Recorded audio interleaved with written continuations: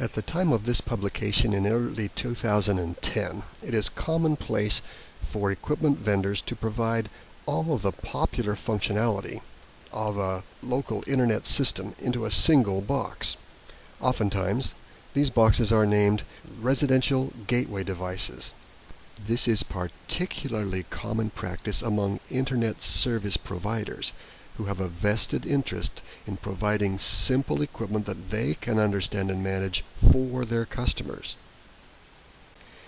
This illustration shows a wired residential gateway device combining the functions of Broadband Modem, NAT Router, and Ethernet switch. All three of those separate functions are combined into this single wired residential gateway box, and this is a very popular and commonplace kind of arrangement.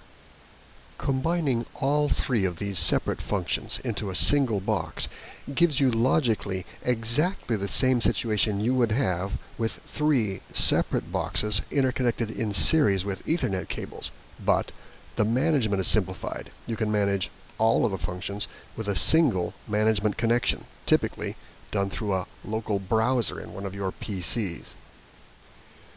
Like any NAT router, the NAT router in this residential gateway device expands the single internet connection received from your low-cost internet service provider into a group of IP addresses on a local area network. Typically, it would be a small local area network with a maximum of 256 local IP addresses, of which only 253 could really be used. Typically, they would be assigned private IP addresses beginning with 192.168. Like any Ethernet switch, the Ethernet switch in this residential gateway device expands the local area network with multiple local Ethernet connectors. This one shows 4 of them. That's very common. However, some of these will have more than 4 local area network connections. It's commonplace to see 8 or even 16 at a time, and any small number like that could be easily done in a single low-cost box.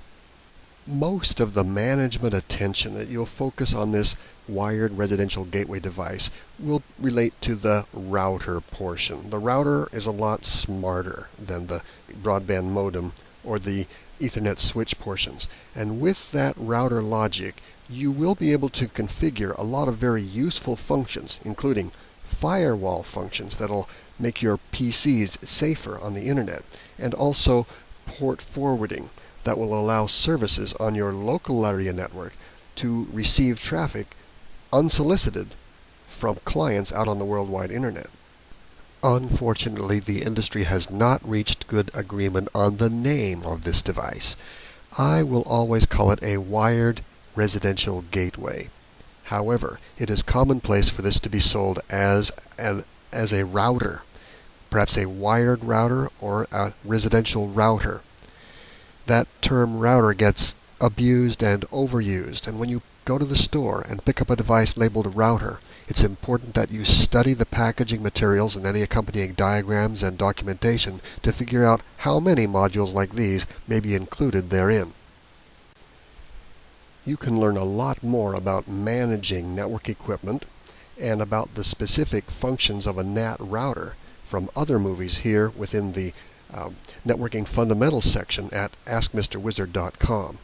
You want to pay particular attention to the movies relating to managing your network equipment with your web browser, and also NAT routers part 1 and 2.